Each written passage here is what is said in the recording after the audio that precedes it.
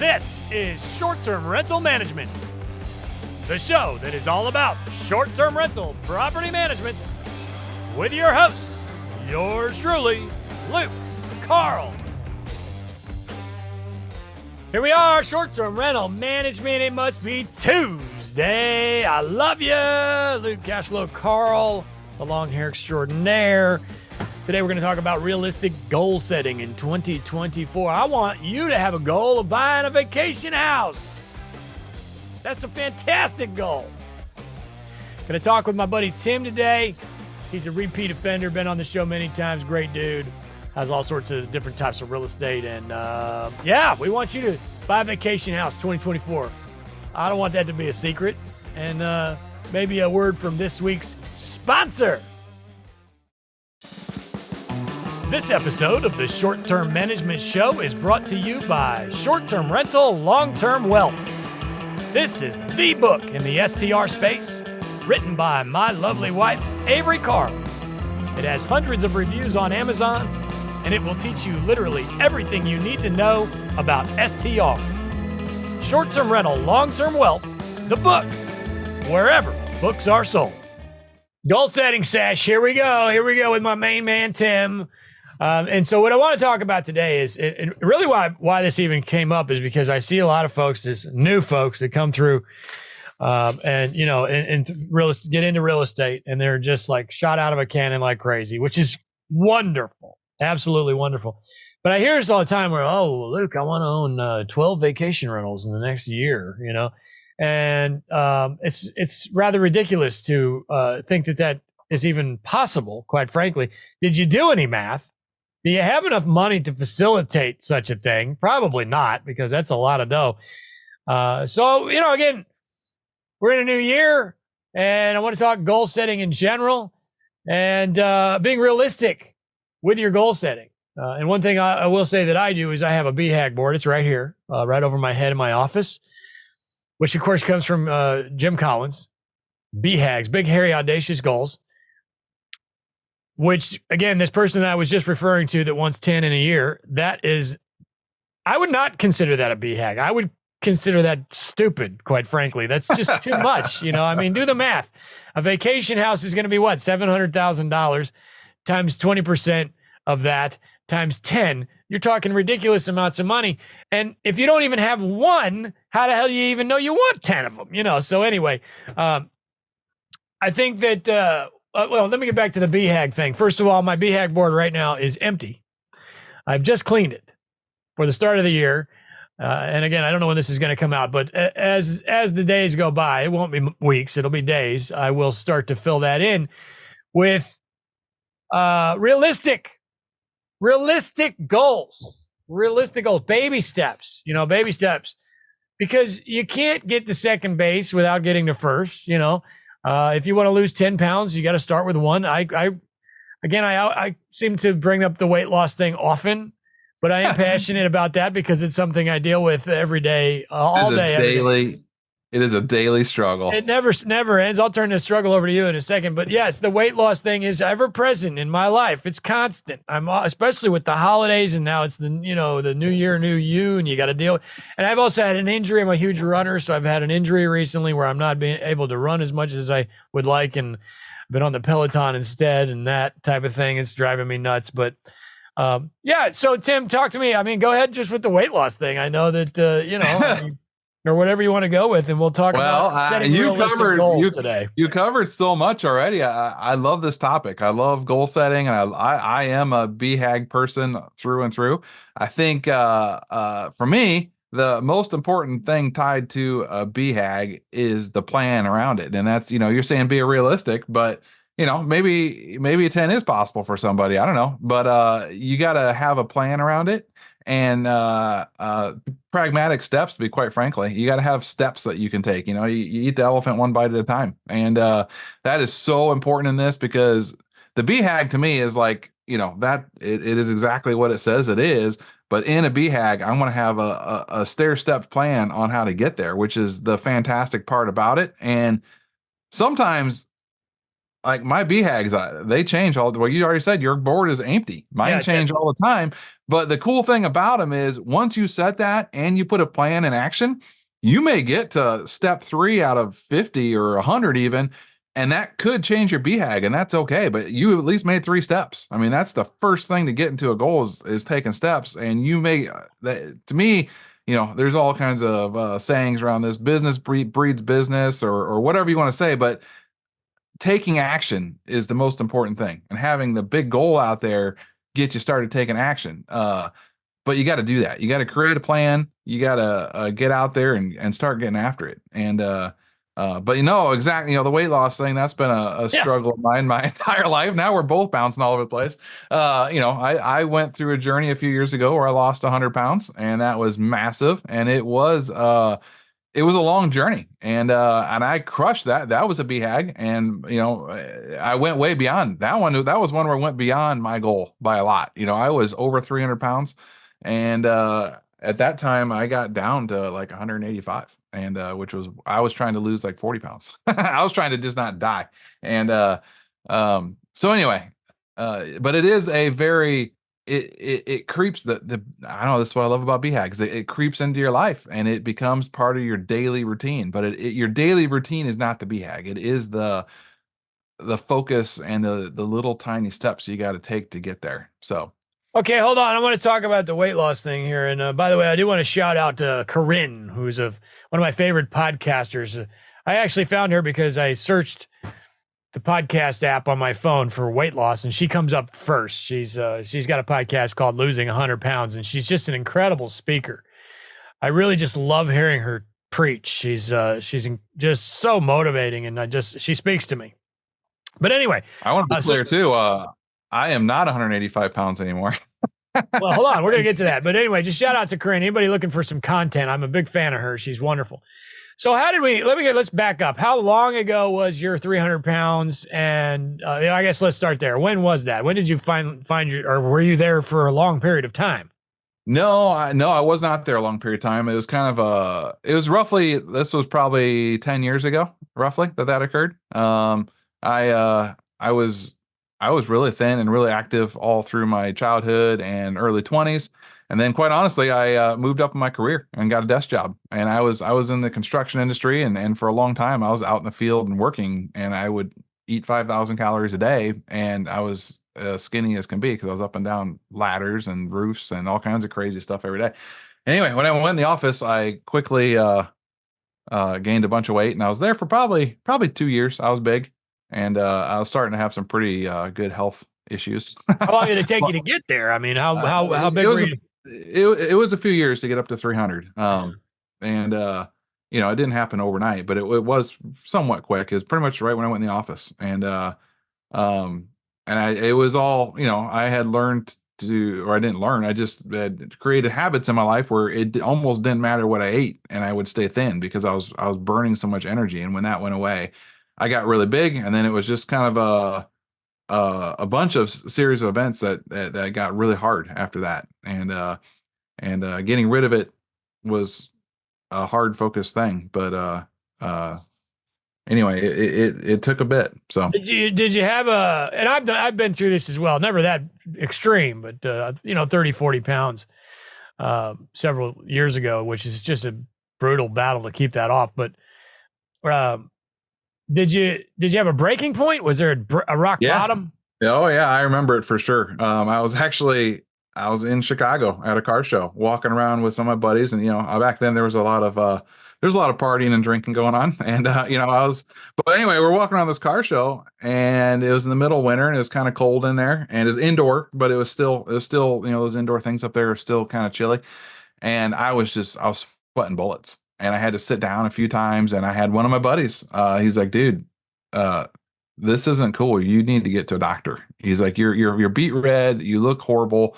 And it was almost like an intervention, and it was like a 2x4 to the head that I needed. And, I was in bad shape, and I went to my doctor, and, they did all the normal tests, and they said, look, you're staring down a whole bunch of stuff here if you don't get this in line. And, his blood pressure and all the bad stuff that comes with it, and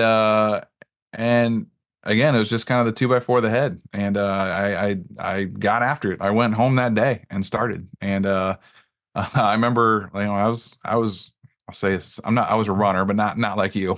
But anyway, I mean, I started running and stuff, and the first, like the next day, I went out and I ran a quarter of a mile, and I like fell down the street and was thrown up everywhere, and it was horrible. And then, but I stayed at it, and then I just stayed at it, and really got obsessive about my eating. The eating, obviously, I mean, this, but the eating is a huge part of it, and I still to this day struggle with it hard. It's not easy for me, and it is a daily struggle, and it is really focused around eating, and a lot of psychology there that is a struggle. But anyway, I got obsessive about what I ate, and I used some pretty popular apps and stuff. I basically just tracked every single thing that went in my mouth, and was extremely regimented with exercise and stuff like that. And did all the things. Wrote, I had a board right above my scale where I wrote down my weight every single day on like a whiteboard, and I got crazy about it. And but it worked. It got me down, and I did not stay at the bottom where I was. I am about probably 30, 40 pounds above the 185 where I landed, and I fluctuate in that area. And but well, if that's, I mean, because I do that. I write my weight down every morning, and I have to. I sometimes have to force myself because there's those days where it's going to be not as good as you'd like. Right. But that's, to me, it's kind of like this, that for me is like the same kind of discipline as a PFS. If you go out and buy something stupid, it's gonna show up not great on your PFS. And it's the same thing with food. That's, if you just said it, there's days it's not going to be good. If I go out and eat a bunch of Mexican or whatever, I know the next day my weight is not going to be where I want it. And so I love all that. So yeah. Well, wait, buy something stupid like a Lamborghini? Well, Yeah. Well, yeah, like a Lamborghini. I mean, I call it stupid, call it whatever. Maybe it's not stupid, but it is going to have an effect on if your goal is getting your net worth to X level, and you're out buying Lamborghinis and Ferraris and boats and stuff, you may have a hard time getting there. If you do it in the wrong order. If you do things in the right order, go buy your Lamborghini, but let the houses buy it for you, or whatever it is you're doing. I don't have any problem with Lamborghinis, but yeah. I don't know how, I mean, because my BHAG board, I get there. I do, and I fill it up. I fill it up with some and a lot of it has to do with running. And again, I'm suffering from this foot thing right now, which is killing me, but that should be cleared up soon. And I usually like to do one marathon, maybe 2 marathons a year, and I'll write down a goal for that and a time involved there. And that's a big deal. It's a big deal at my age, for one thing, and guy that's been doing it for a really long time. And also with 2 kids, it's difficult to get out there and get the miles in. So I think fitness goals are, at least for me, that's what helps get me to the other goals. I really do believe that running, while it is the most boring subject on the planet, no, people that don't run do not want to hear about running, and I understand that. But it's not about that right now. It's about goals, and the running helps me accomplish the other stuff, because it's like, if I get up and I'm out on the pavement by 5 a.m. in the dark and the cold, and I just get that crushed and out of the way, I just feel like Superman. I feel like, hey man, I've already done more than most people are going to do all day, and so everything else I do today is gravy. So it's just, I don't know. Now it's funny. I remember vividly a story from years ago. I was in the gym, and I was younger, and I was in like pretty damn good shape. And there was a guy came up to me, and it was a tiny little gym in New York City, in Brooklyn, and nobody ever was in there. It was like, you think New York City, but no, it was kind of, out in the middle of nowhere basically, but little tiny place. And this guy came up, he's like, dude, I see you in here every day. You're like really, you really work hard. And I'm like, yeah, I just like to get it done. And he's like, yeah. And then that way you can just like do nothing for the rest of the day. I was like, what? I don't think we're going to be friends, man. To me, it's the other way around. I use the running for inspiration to get through the others. It teaches me, here's what it is with the fitness. Again, it's New Year, New You, 2024. Everybody's worried about the turkey they ate and everything. To me, it's discipline. So running teaches me that first of all, nobody gives a crap about my accomplishment that morning on a 7-mile run or a 3-mile run. And the fact that I had to nurse a foot back to good shape to get going, et cetera, and so you're only doing it for yourself. So it's, that discipline is not only what gets me to the goal, the accomplishing the goals, but I need it. I have to have that discipline because I came from a life of, drinking and smoking and late nights and bars and gambling and casinos and that kind of thing. And I had a lot of fun. Let me put it that way. I had a lot of fun in my 20s. But it wears you down. A little bit of my 30s. Yeah, but yeah, I mean, to me, it's about the discipline. And I think that goes back to the BHAG board. That's my point there, is that you have to be disciplined about what goal you're setting. Because if you set a goal that's unrealistic, it's just going to spiral. And you're going to be like, oh, I can't do that. And then the next thing you know, the entire thing's a waste of time. And you're just like, you're treading water. And then nothing gets done. And it's depressing, and then you fall into a funk, so anyway. Yeah, I couldn't agree with all that more. And the discipline, that is such a great point, because I mentioned the goals changing and stuff, and I have changed BHAG goals, but I've never not accomplished one from a lack of discipline. I've changed them as they've gotten closer or whatever, due to not necessarily a change of interest, but something like that, something I may have learned along the way, in the process of it. But I've never actually not gotten one of the goals done just due to a lack of not doing it. Did you know that we're officially back in a buyer's market? That's right. Even though interest rates continue to rise, they are causing prices to fall. So there's finally room for you to do regular real estate investor things that we couldn't do for so long, like negotiate, make lower offers, ask for sellers to cover some of your closing costs. So it's a really great time to buy in terms of being able to get a lower purchase price and being able to negotiate. So if you're looking for your first or next short-term rental, it's a perfect time to reach out to us at the Short Term Shop. Let our team of agents in any of our true vacation market destinations help you find the perfect investment. Jump on over to theshorttermshop.com and click Get Connected to get started. We are brokered by eXp Realty. See y'all over there.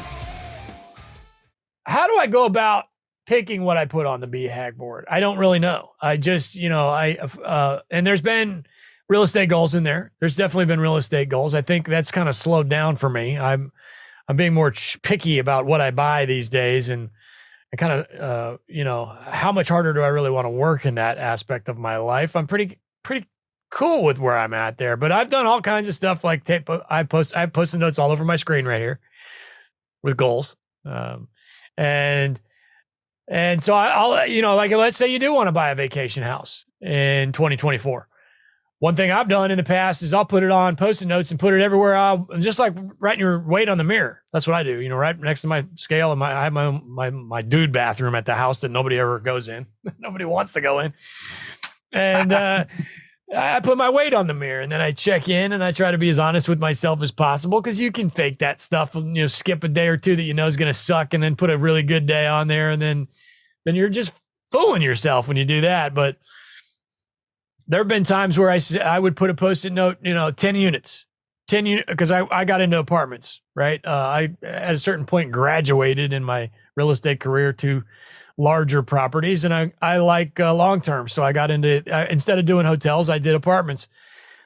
And so I put 10 units on a Post-it note, and I put it everywhere I went. I hung it from the rearview mirror in my truck, and I put it on the front door of my house, and of course the mirror and my computer screen. So like 4 or 5 different places in my life. And it's because I wasn't getting any traction. I wasn't getting anywhere with this. I couldn't find a deal. I didn't know how to find a deal. I was, taking some pointers from people that had experience in the subject and listening to a lot of podcasts, but not actually getting the job done. So that was one step that I took. I'm just basically, in other words, I'm not going to take no for an answer. This is going to happen. And now, fast forward, I've got something like 9 or 10 apartment buildings. So What else? What do you have there for me? How long did it take you, and how much weight did you lose? I guess. Let me ask you that. I don't remember the exact number. It was just over 100 pounds, and it was pretty quick. I almost don't want to say how fast it was. It was about 10 months. It's funny how that can work sometimes. You get obsessed. Yeah. It was. I don't want to say it was unhealthy. It was on the edge of over obsessed. I was pretty massively obsessed, and while I crushed my goal, which was awesome, but I also, left some dead bodies along the way, because I was such a crazy person doing it. I say dead bodies. There's no actual dead people. It's just, I wasn't great to all the people around me during the process because I was so obsessed about it. Every time I went, people I hung out with, whatever, they had to suffer because I was being a crazy person, So, but you brought up something about what do you make your goals and how do you even set your goals? I really break it down into categories, and I think, it is a BHAG, so it does need to be something big, but it does need to be achievable. I mean, that's kind of the we've been talking about that this needs to be achievable. So, but I think, breaking this into categories of, I put like some relationship stuff, people that are close to me, usually stuff, obviously with my spouse, stuff with my kids, relationships, just some goals with that. I do every year. I usually do some faith-based goals and then some business-based goals and some health-based goals. So usually at least those 4 categories, I'm wanting something in there that I do every year. Wait a minute. Let me get back to the driving the people crazy around you, because I've done that throughout my life as well, and because I'm an obsessor. And not throw another book out there. I'm a big Cardone fan, so Be Obsessed or Be Average. I love that book. That book made me feel less crazy, because it's like, wow, the stuff that I'm thinking is not. If you put it to use the right way, it can be good for you. But I have had situations over the years where, you get so obsessed with something, it just affects all the people around you and they get annoyed, basically. Now, that being said, I feel that has changed with time. The older I get, the less obsessed I get about stupid crap, and I feel that's gotten better for me. And I don't know if it's age or just maybe the fact that I've accomplished the things that I wanted to accomplish.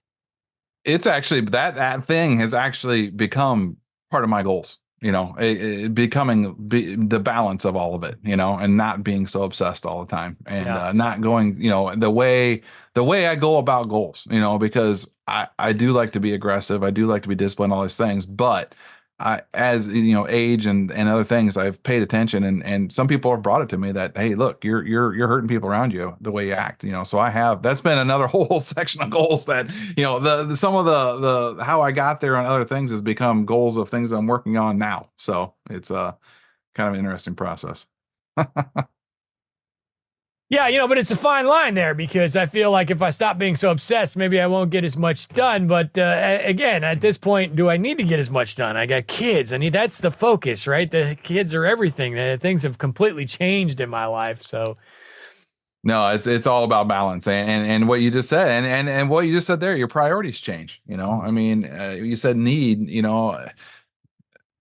our kids and all that stuff are so important to make sure we're paying attention during that time. It's just finding the right balance. So when the kids become a goal, that's not something the kids taught me to stop being so damn selfish. Before I had kids, it was all about me. I didn't even know that, but because I had no reason not to be about me, and the running is selfish as well. You're just out there doing something for yourself all the time. Then you have kids and you're like, wait a minute, I don't matter at all, ever, at all. I'm worthless at this point. Every single thing I do for myself is a waste of time. Which, of course, there's a fine line there. You got to work in a couple of days a month or whatever. But, so, yeah, I'm grateful for my kids to have turned me into a better person so I can, focus on something other than myself. It's great. It's wonderful. So, all right, how do we settle on realistic goals in the new year? Again, I already mentioned my BHAGs. And I think for most people, it's probably not that hard. But for me, or somebody that's shot out of a cannon, I think what happens is that you set these too big of goals and then you blow it and nothing happens. I think that's step one. Don't blow it. Don't set some ridiculous, stupid goal like 12 vacation rentals in your first year. Having said that, let me pull both feet out of my mouth. I bought 5 my first year. I had no money at all. I don't even know how we did it. We made it work. It was a different time. It was a long time ago. They were much cheaper back then. But we did. We bought 5 in 1 year, and then I pumped the brakes, and I'm glad I did. I'm proud of myself. I didn't really have a goal to do that. It just happened. But now I see all these folks that come in and I want 10 in my first year. And I'm just like, you have no idea if you even like having one of them. That's like, what if you end up feeling like that's like having 10 girlfriends at one time? That can be I want to go out and have as many girls this year as I can. No, you don't. No, you don't. That's a lot of work. That is a lot of work. Be realistic. I think, maybe 1 or 2, I don't know how to set a goal there. I guess everybody's circumstance is obviously going to be a whole lot different, but what do you have for me there on being realistic?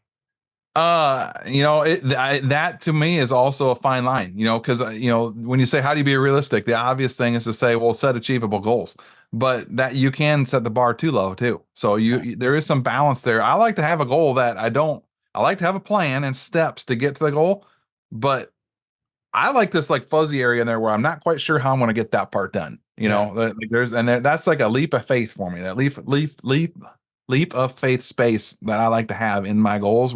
But the whole thing can't be that. Like if I'm setting a goal and the whole thing is a leap of faith, that may be unrealistic. But if I can have like 7 out of 10 steps, I'm feeling pretty good. About it being achievable. And also, I do kind of put it in buckets too of, we've kind of really hammered away on kind of 1 year BHAGs.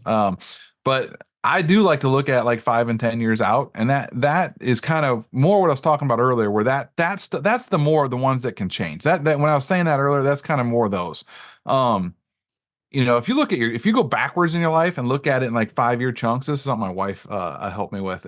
It's pretty amazing to look back 5 years and then 5 years before that and like how much has actually changed and like actually like reflect on that for a second. And it's usually pretty massive amount of change in your life in 5-year buckets.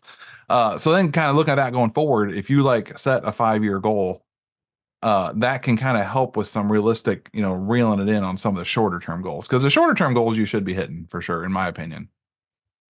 Yes, I've never really. I need to focus more on that. I need to focus more on the long-term stuff, and especially now that these kids, they're growing a mile a minute. They're growing. It's crazy. Yeah, you and I have talked about this stuff. It's like, what do you want? What do you want your life to look like in 5 years? And that's a pretty darn big question that that takes some thought.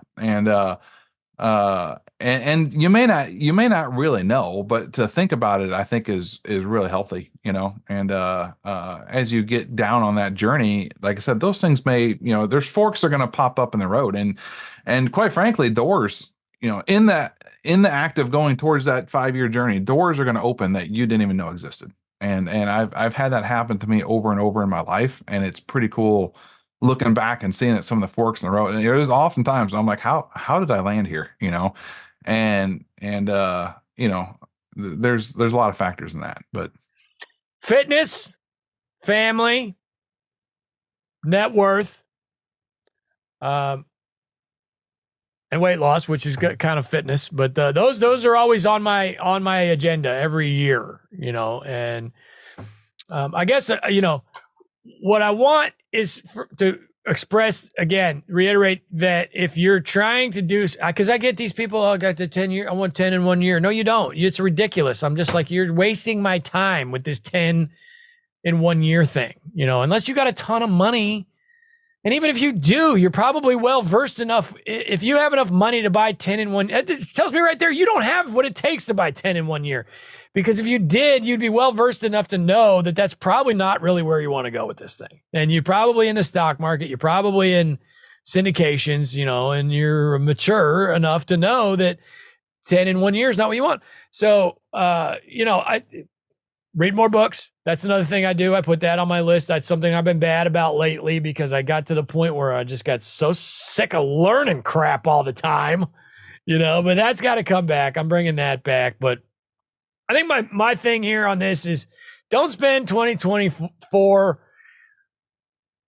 just shooting at fish in a barrel. You got to come up with something that's realistic, streamlined, and make it actually happen. And again, if you're listening to a podcast like this, or listening to content, or listening to books, you're probably on the right track. But don't get off the rails. Find a system that works for you. You're talking about the sticky notes, and I love that. And you know this about me, but I've accomplished some pretty good stuff with sticky notes too. And but find something that works for you. And again, for me, having the goal and developing the plan is just as important as setting the goal. And for me, and again, that's just what works for me. That's not saying that's what you got to do, but that's what gives me the steps to do that. And once I start taking the steps, that's the action. And once you start that action, that's just like something it just becomes this perpetual motion thing. When you're taking action every single day. And I literally do this in tiny versions. This all, like, you got the big goal, and then you got the steps, and then you got little tiny things, and that's your daily tasks. I like to, before I go to bed, write down typically 3 to 5. And a lot of times it ends up just being 3. What am I getting done tomorrow? Like, what are the 3 things I got to get done tomorrow? And that helps with focus for me, because like sometimes I get so all over the place that my focus starts to stray, and I take the action, but then my focus gets wandering, and I do 10 other things the next day, and I don't get the 3 done I talked about. So writing those 3 things down and making sure those things get done, like no matter what, and it could be little. It could be like scheduling an electrician to come out to a house or something. It doesn't have to be a big goal, but it's just 3 tasks that you got to get done that day. And that has made such a massive difference in my ability to get stuff done. Yeah, yellow pads rule my life. And I will also say that when I have the discipline to get rid of devices in the evening, my life is so much better. It's very difficult to do that. I'll throw you a book on that subject. The Peak Performance. Peak Performance is the book. I think it's red, as in the color red, the cover. And that book, I need to read it again, because you get stuck in that trap of scrolling at night while your kids are, doing what, it's winding down, and you're stressed, and it's been a day. But I will say, man, my life is way better when I'm device free after X hour of the evening. I don't want to say, because I go to bed really early and it sounds like a dork, but So anyway, again, good to great. Let's throw some more. We've already done quite a few, but 7 Habits of Highly Effective People. Good to Great's probably in my experience, in my opinion, the best one, period, out there. Now, that book is not necessarily, it's more about business, really. And be careful with that one. If you're not familiar with that book, be careful, because a lot of the books in there that he's talking about are being so great. The businesses in there that he's talking about that are so great, or some of them aren't even around anymore. But because it's a little bit older, but 12-week year. Let me throw that one at you. That's not a very popular book. I don't hear that one very often. Brian Moran. It's about basically getting everything that you wanted to get done in a year, done in a quarter. And it's wonderful. I enjoyed it thoroughly. And that's exactly what people are looking for right now, right? Everybody wants change right now. I want to lose my 40 pounds today.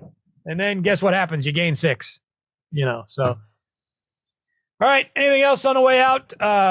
As you know, it's a topic that comes up constantly. I gained a few pointers today that I'm going to put into practice. No, I think, like I said, just start, and don't be afraid of it. Don't be afraid of it. But I don't know. I love the topic of this, and not going too big. It's got to be achievable. If you never meet your goals, you're going to be unhappy a lot. And make it achievable, and put real thought into that, and sometimes ask yourself why. You kept saying buy 10 a year. Why? Why? Just because it's huge? That's not really a good reason. Like, what's the real? Is that even really a goal? Like, what's the end from that? So that's the other thing with goals, is I really like digging into what the actual goal is. And ask yourself why a lot in it, because it can kind of change what the actual wording of the goal is. I'm throwing a goal. I want to run the St. George Marathon. That is October the 5th. in Utah, which is a difficult one for me because I live in Florida. And so October means I got to train. Early October means I got to train in peak heat.